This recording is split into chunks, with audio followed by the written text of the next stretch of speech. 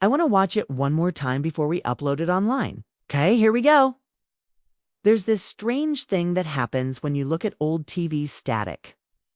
There's these tiny little details within the noise that kind of form faces and shapes. You see things. So I want to show you this clip that we have, which is actually the last clip from the original broadcast back in 1987. And then I want to show you what happens if you put that clip up on your screen and let it play for months. It's me. This is the channel, and this is the story of the last broadcast, Static Echoes. Our story begins with Alex, 20-something-year-old film student who has an unhealthy obsession with forgotten media. Their apartment is filled with old gadgets, TVs, and computers. And one day they get a box of old VHS tapes from an estate sale. These tapes are old broadcasts from a local TV station. They were filmed between the 1970s and the early 90s. There's something about the tapes that calls to Alex, so they pop one into an old VCR and sit down to watch. It's a local news broadcast from November 1987. The anchorman is sitting at his desk smiling, talking to the camera as normal. But there's something just slightly off about the whole thing.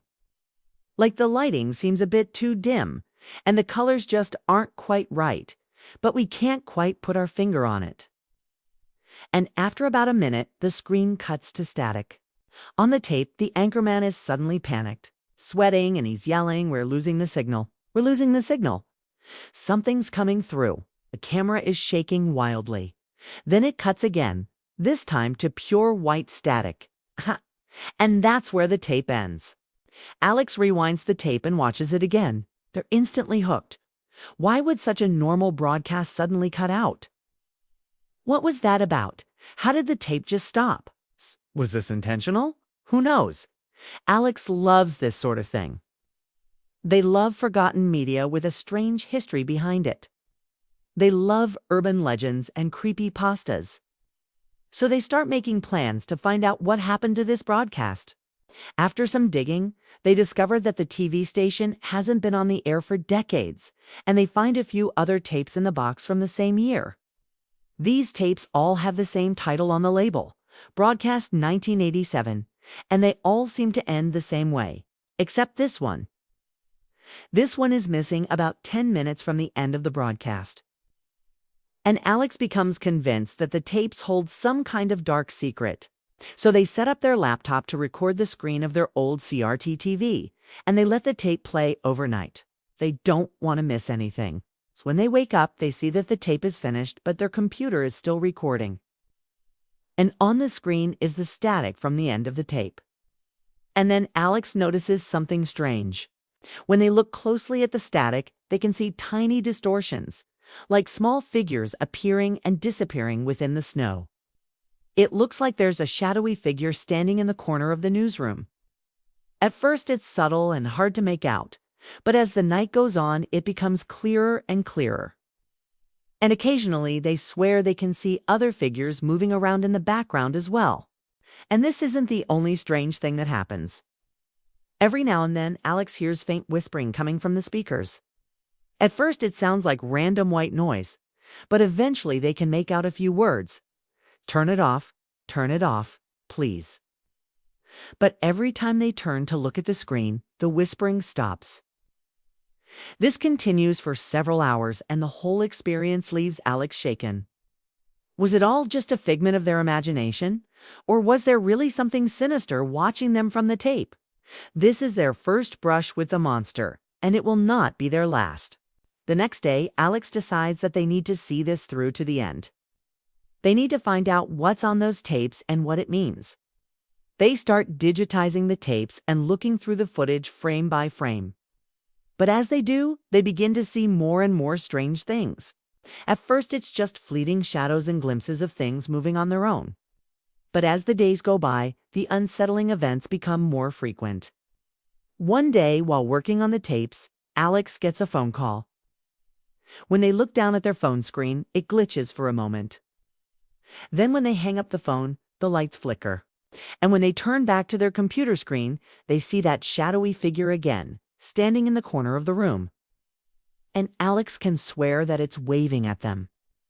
Alex tries to convince themselves that it's just a trick of the light, or maybe there's some loose wiring in the apartment. But the danger is growing, and so is the entity. Now Alex is seeing it everywhere. Sometimes it takes the form of a formless black shadow that seems to ooze down the walls. Sometimes it's a collection of static that seems to crawl across the screen. Sometimes it even appears as a distorted figure that walks through walls and objects. And the worst part is that Alex is hearing it now too. The whispers have become louder and clearer, and sometimes they take the form of a distorted, raspy voice that seems to call out Alex's name in the middle of the night. And Alex knows with a chilling certainty that whatever this is, it's trying to cross from the tape into their reality. Then one night, Alex sees a fleeting glimpse of a figure in the reflection of their computer screen. They spin around to look, but there's nothing there. Then they look back at the screen and they see this shadowy figure again. And they realize that it was the same figure that they saw reflected in the monitor. It's like a mirror image that's walking on the other side of the tape. And Alex knows with a sickening certainty that whatever this is, it's no longer stuck in the past. It's here now. It's watching them. Signal invasion. As Alex continues to work on the tapes, they find more and more strange occurrences in the footage.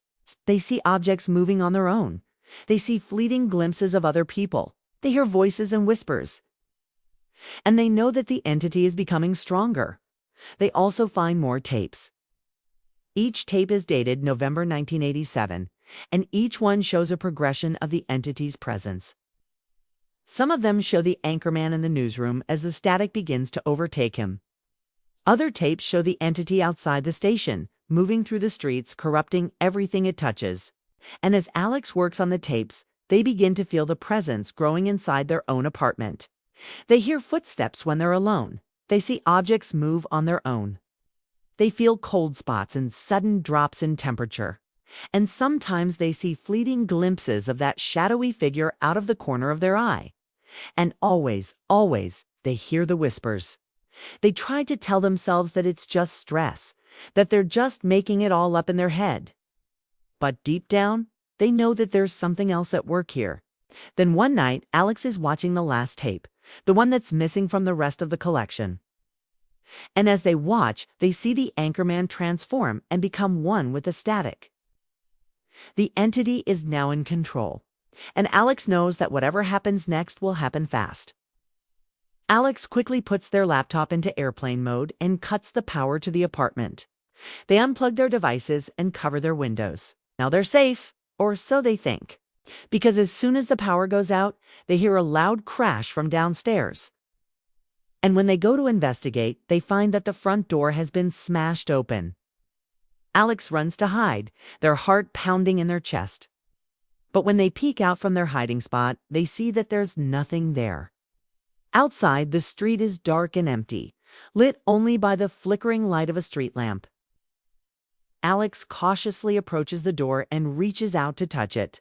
And as they do, they feel a sudden jolt of static electricity. Then they hear a voice, a distorted, raspy voice that seems to come from everywhere and nowhere at once. "Let me in," it hisses. "Let me in and I'll show you what I found." Then the voice is gone and Alex is left trembling in the darkness. The new transmission. Alex has no idea what's happening, but they know they need to do something. They need to stop this voice, whatever it is. So they grab the tapes and run to their friend's house, hoping that the entity won't follow them there. But when they arrive, the same thing happens. The street is dark and empty, the only sound the wind whistling through the trees. And when they try to open the door, they find that it won't budge. It's locked. Then they hear the voice again, closer now. "Let me in, let me in, let me in." And as they struggle to open the door, the entity pushes its way in and Alex screams. The last thing they see is the entity, a formless shadow that seems to pulsate with static. And then they pass out. When they wake up, they're lying on the floor, their head pounding. The tapes are scattered around them and the room is filled with static. Then they hear the voice. "Hello, Alex," it says, and it's coming from the television. The screen flickers to life and shows a distorted, flickering image of Alex's terrified face. They're sitting in a chair, their eyes wide with fear, and they're speaking in the entity's voice. "I'm sorry," the voice says. "I didn't mean to hurt you. I just wanted to show you what I found." And then the screen goes black. And that's where the broadcast ends. Or does it? Because if you look closely at the screen, you can see that faint static in the background. And if you look closely at that static, you can see tiny distortions forming. Faces and shapes. A news anchor smiling. A shadowy figure waving. A distorted voice calling your name. And you can watch it for months if you want to, because the broadcast never ends. It just keeps playing. Thanks for watching.